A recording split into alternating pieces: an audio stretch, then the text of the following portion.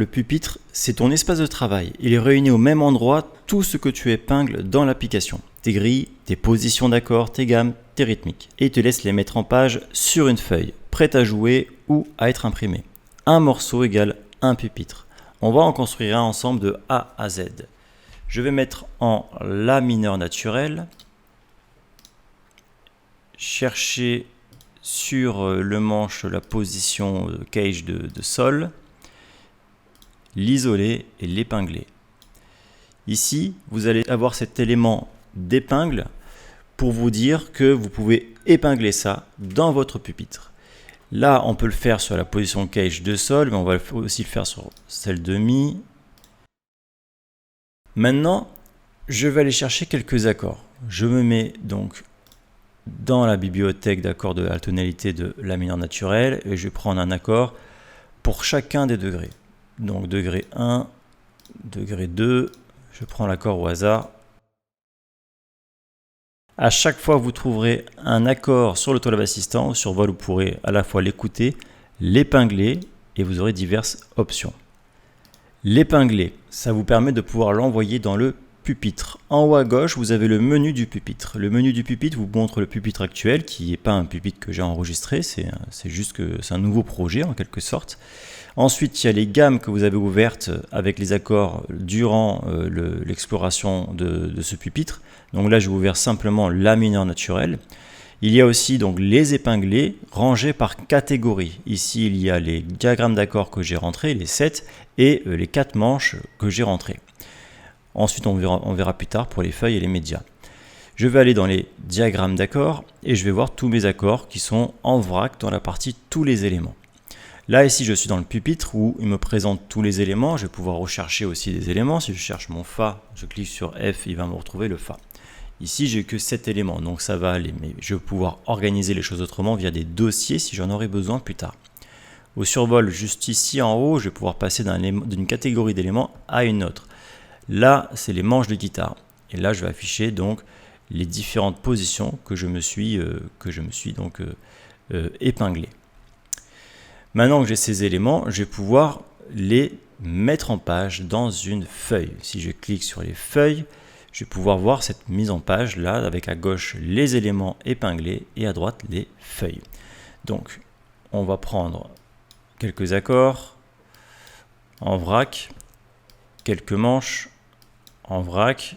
Je vais pouvoir ici au survol, il y a un menu qui apparaît, un nouveau menu qui me permet de réordonner les éléments, de les mettre en plus petits. Et je vais pouvoir donc adapter un peu à comment je veux mettre en page tout ça. En haut, j'ai mon titre de feuille. Et là, voilà, je ne sais pas, je travaille par exemple sur les 7 degrés de ma gamme de Do majeur. Dans ce cas, de La mineur naturel, pardon. Dans ce cas-là, ça pourrait être le sujet de ma feuille.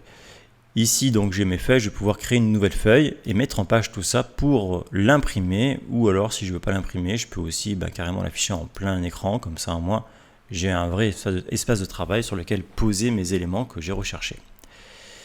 Une fois que mon pupitre est OK, je vais pouvoir l'enregistrer. Donc pareil, on va cliquer en haut et il y a le menu pupitre qui est juste là. Vu que mon pupitre n'a pas été enregistré, qu'il est vierge en quelque sorte, c'est un projet neuf, il me propose de l'enregistrer dans mes pupitres. Donc je clique et il va me l'enregistrer avec le nom qui est prédéfini, sans titre de la date du jour. Moi je vais le renommer, je vais marquer pupitre tuto La mineur naturel. Donc, entrée, et ça me l'enregistre au niveau du nom. Si je veux enregistrer donc mon pupitre par rapport à mes modifications, feuilles, ajouter des épingles, etc., je vais pouvoir donc faire tout simplement mettre à jour mon pupitre ou CTRL ou commande S. Quand je fais une modification, là, j'ai pas fait ce que je voulais comme modification. D'ailleurs, j'ai fait une erreur. Qu'est-ce que je peux faire là? Je peux revenir en arrière. Là, le petit bouton. Commande Z fonctionnera aussi. Pour représenter de façon visuelle, je vous ai fait un petit schéma. Donc, ici, il y a donc le Tollab Assistant avec des fonctionnalités, avec des applications plutôt. Des applications qui, pour certaines, quasiment toutes, fournissent des éléments visuels avec le picto de l'épingle. Ça vous permet de pouvoir épingler ces éléments. Tout ça, c'est centralisé dans un même pupitre. Ce pupitre vous propose donc de pouvoir afficher donc les éléments dans une page dédiée qui vous permet de pouvoir voir tous vos éléments et les supprimer si besoin. Et il y a également une possibilité de les trier par dossier. Ensuite, il y a la possibilité de créer une feuille, c'est-à-dire de pouvoir voir tous les éléments et les mettre en page comme on vient de voir. Une ou plusieurs feuilles. Maintenant que j'ai créé tout ça, je vais pouvoir enregistrer mon pupitre avec le nom, Work 1 pour dire mon travail numéro 1 avec mes feuilles et mes épingles, et je vais pouvoir aussi créer un nouveau pupitre, genre Work 2. Ce qui va être intéressant, c'est de pouvoir passer de l'un à l'autre à tout moment, à chaque instant, dès que j'en ai besoin.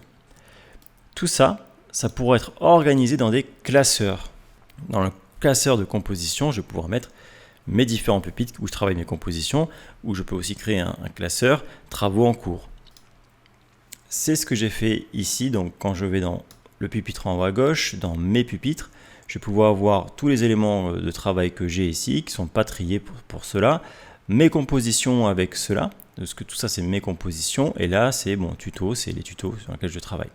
Donc là, si je veux passer de l'un à l'autre, là je suis sur mon pupitre tuto la mineure, donc je vais l'enregistrer parce qu'il y avait la petite disquette qui me dit qu'il y avait un élément que j'ai modifié et qui nécessitait d'être enregistré. Là maintenant, ce que je vais faire, c'est passer sur mon pupitre tuto 1 et je vais voir que dans mon pupitre, j'ai des éléments que je n'avais pas auparavant. Donc voilà, pour terminer, on va aller dans l'accueil, le menu pupitre et le menu juste là. Donc dans le menu pupitre, je peux soit accéder directement à mon pupitre, je peux aussi donc mettre à jour, donc c'est-à-dire enregistrer, renommer mon pupitre. À partir de là, entrer pour valider. Enregistrer sous, ça veut dire que là j'enregistre mon pupitre sous un autre nom, ça fera une copie en quelque sorte. Ensuite, je vais pouvoir supprimer directement mon pupitre de là, le fermer mais le sauvegarder avant ou le fermer tout simplement. Et si je le ferme, je me retrouve avec un pupitre vide avec plus rien. Maintenant, on va voir tous les éléments qui sont disponibles à mettre dans un pupitre. Donc, on va voir dans ce pupitre exemple. Donc, on a déjà vu, donc il y a les feuilles, la mise en page de ces feuilles-là, les diagrammes, d'accord, les manches de guitare, les progressions, les tablatures, c'est nouveau, les grilles d'accords, les strumming patterns et les cartes d'identité, d'accords et de gamme. Il va aussi y avoir les médias. Les médias, on va pouvoir donc, vous pourrez l'ajouter manuellement à partir d'un lien YouTube, Spotify, etc. Et il y a aussi, lorsque vous êtes sur une gamme, la possibilité de chercher un backing track en lien avec votre gamme. Et là, vous pouvez ajouter dans la médiathèque. Tous ces éléments sont disponibles dans les feuilles pour pouvoir être mis en page. Donc un accord, un manche de guitare, hop, une carte d'identité qu'on va mettre plutôt ici,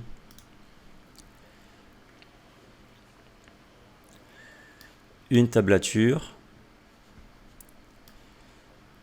une grille d'accords, un média. Donc voilà, je vous ai montré comment fonctionne le pupitre, comment mettre en page les éléments. Je compte le faire évoluer au fur et à mesure. Je vous mets un petit lien juste en dessous pour que vous puissiez participer à la discussion de comment faire évoluer le pupitre. Merci beaucoup.